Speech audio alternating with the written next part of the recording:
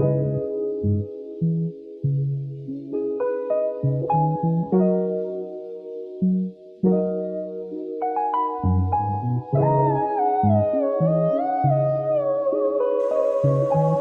day mga kahatawan.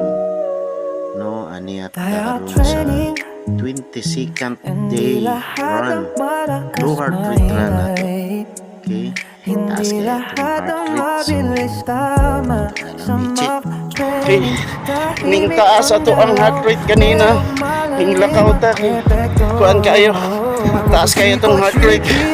So, let's go. Katong wala pa din naka-training. Start na mo. David, kumusta David? Nakarana ka. Continuous na yung training. Ayaw pag tinapulan. Random, apoy-apoy, dagan.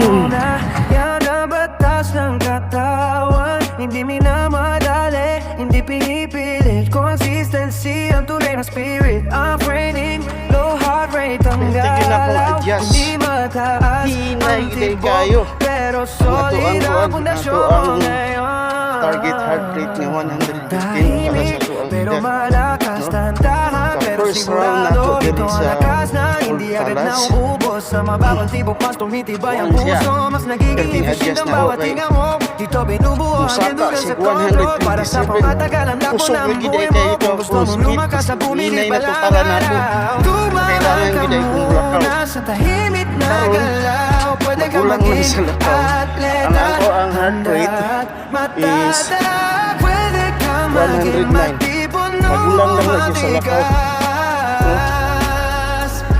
So, hinahinay lang tagyod. Di ko gusto nga mulakaw ko. Magulang sa lakaw. So, pag-usip. Nga anak, giday na. Hindi lang purama, kundi tunay na lakas. Hindi lang tapo ang ginagawa mo. Manawa nagsisimula ka ng babuin ang direksyon ng buhay mo. Healthy lifestyle, malinaw na